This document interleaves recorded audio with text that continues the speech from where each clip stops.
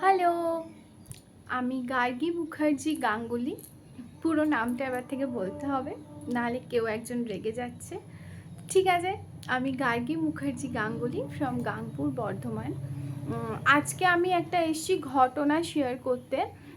আমি আগে এই ধরনের প্রচুর ভিডিও বানাতাম, খুব উইকলি 2-3টে।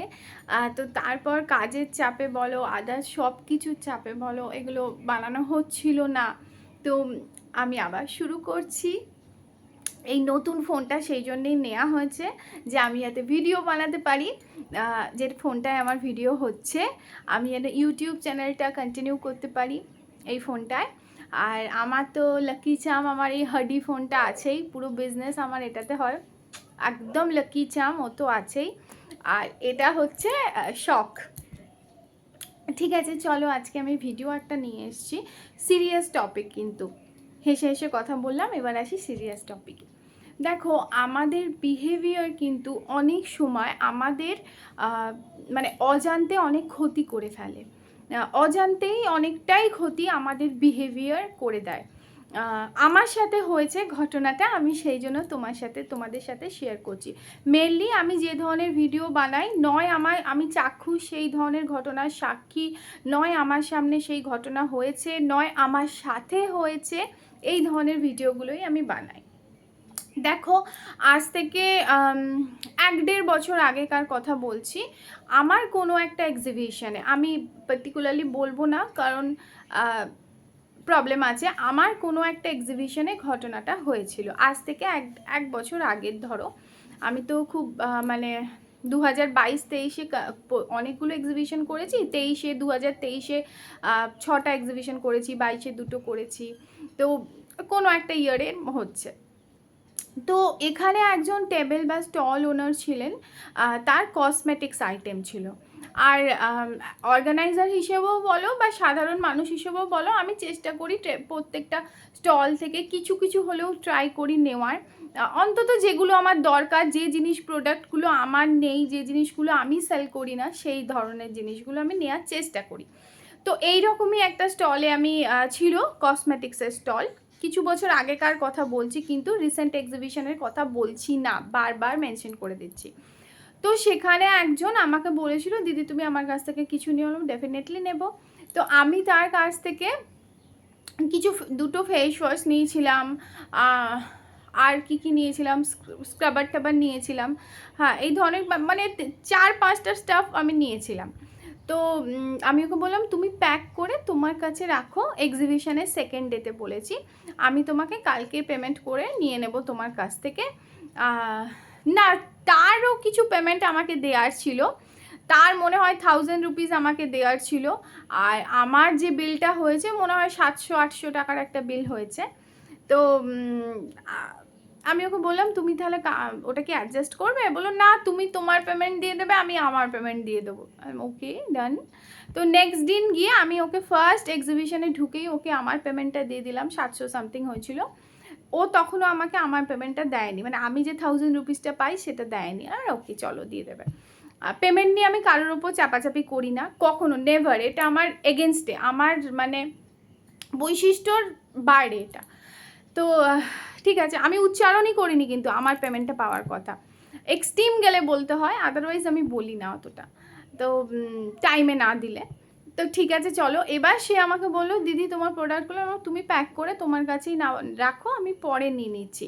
আর বুঝতে পারছো তো, এক্সিবিশন অর্গানাইজার যেহেতু আমি একা, তো আমাকে না মানে সেই চরকি নাচনই নাচতে হয় বাংলা কথায়।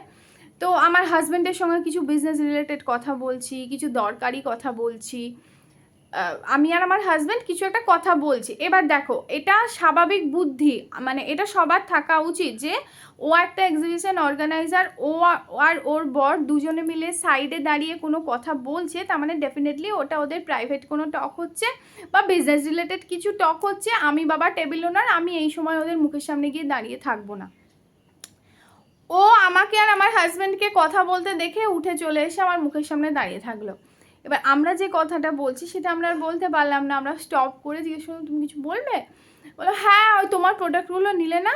বললাম, তুমিও এক্সিবিশনে আছো, আমিও আছি, আজকে সবে সেকেন্ড ডে, তোমার কাছে রাখো, তোমাকে তো আমি পেমেন্ট দিয়ে দিয়েছি, ওকে আমি পেমেন্ট দিয়ে দিয়েছি, প্রোডাক্টগুলো ওর কাছেই রাখতে বলেছিলাম, তোমার কাছে রাখো, আমি ডেফিনেটলি নেবো।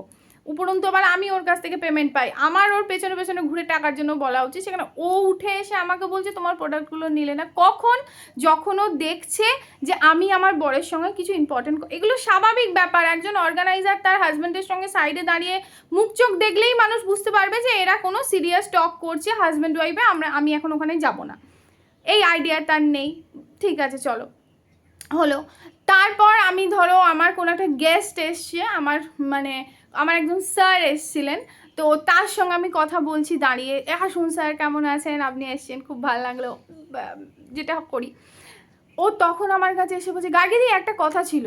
ওই সময় হ্যাঁ বলো। আমি ভাবলাম সামথিং সিরিয়াস ইস্যু, কিছু প্রবলেম হচ্ছে। হ্যাঁ বলো, ওই স্যারের সঙ্গে কথা ওখানেই স্টপ করে ওর দিকে আমার ফোকাসটা ফুল মনোভাবটা চলে গেল। হ্যাঁ বলো, তোমার প্রোডাক্টগুলো নিলে না, আর শোনো না, এটা নেবে। আর একটা জিনিস, আমার তখন না রক্ত মাথায় উঠছে, ওর আর একটা প্রোডাক্ট এসছে যেটা সম্পর্কে আমি আগে কোয়ারি করেছিলাম, সেটা নেবে কিনা। তখন বলছে যখন আমি কারোর সাথে কথা বলছি, তো I feel so much irritated. তুমি ওখানে দাঁড়াও, আমি তোমার কাছে আসছি। তো তারপর আমি স্যারের সঙ্গে কথা টথা বলে ঘুরিয়ে ঠুরিয়ে নিয়ে ওকে, তারপর তার কাছে গিয়ে আমি বললাম ঠিক আছে আমার প্রোডাক্টগুলো দাও, দিলাম তোমার 1000 রুপিসটা দাও। তখন ও বললো যে আমি তোমাকে না একটু পরে দিচ্ছি। না এখনই দাও, আমার এখনই লাগবে, তুমি এখন। আমি কিন্তু এটা করতাম না, আর আমার তখন লাগতোও না, কিন্তু ও এমনই ইরিটেট করছে আমাকে সারাক্ষণ, যেখানে আমি যাচ্ছি ও আমার কি হচ্ছে এটা? আরে ভাই কিছু প্রাইভেসি দাও, আমি অর্গানাইজার, আমার কারোর সঙ্গে কথা বলা আছে, কোনো দরকারি টক আছে, তুমি টেবিল ওনার, তুমি কেন আমার পেছনে ঘুরছো? তো আমি ইরিটেট হয়ে গেছিলাম প্রচণ্ড রকম ওর ওপর। তো দেখো আমি ওর কাছ থেকে কিন্তু প্রোডাক্ট পার্মানেন্টলি নিতাম, ওটাই মাইন্ডসেট ছিল আমার যে চলো এর কাছ থেকে আমি প্রোডাক্ট নেব, কারণ ওই কোম্পানির ওই জিনিসগুলো আমি ইউজ করে ভালো লেগেছে।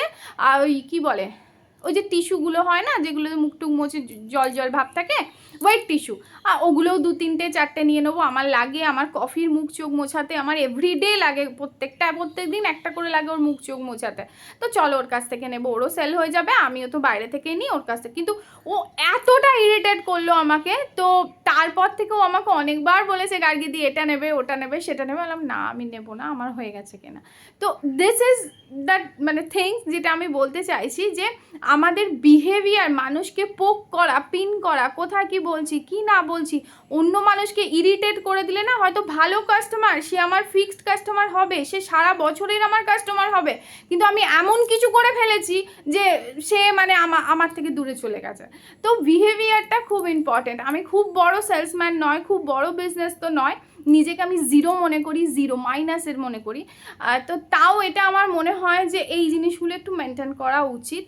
ডিসেন্ট বিহেভিয়ার, কথার টোন, কথার থ্রোয়িং, এগুলো ইম্পর্টেন্ট। কে কার সাথে কথা বলছে তার মাঝখানে আমি ছুটে গিয়ে ঢুকে পড়বো কি না, এগুলো একটু মেনটেন করা উচিত। তোমাদের কি মনে হয় জানিও।